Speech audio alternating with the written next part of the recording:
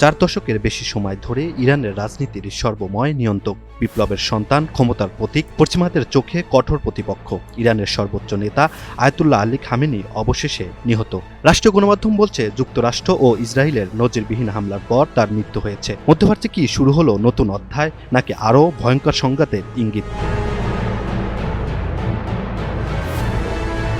1979 সাল, রাস্তায় আগুন, শাহের পতন, ইসলামী বিপ্লবের নেতৃত্বে আয়াতুল্লাহ রুহুল্লাহ খোমেনি। সেই বিপ্লবের ভিতর থেকেই উঠে আসেন আলী খামেনি।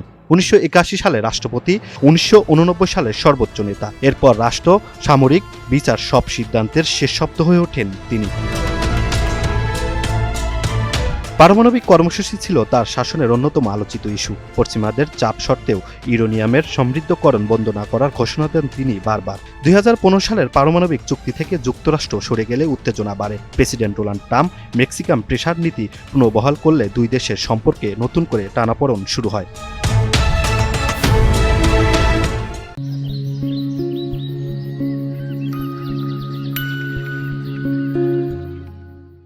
হামাস ও হিজবুল্লাহ সহ আঞ্চলিক মিত্রদের প্রতি সমর্থন অব্যাহত রাখেন খামেনি।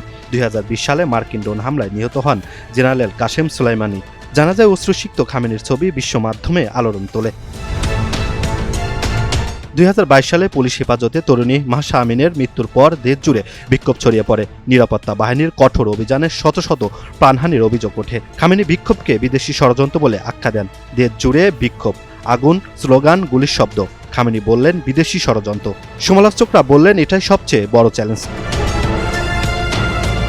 2025-26 ইসরায়েল ইরান সরাসরি ক্ষেপণাস্ত্র হামলা করে। তেল আবিবে বিস্ফোরণ, তেহরানের বুকে জ্বলে আগুন। মার্চের প্রথম প্রহরে রাষ্ট্রীয় ঘোষণা আসে, আলী খামেনি আর নেই।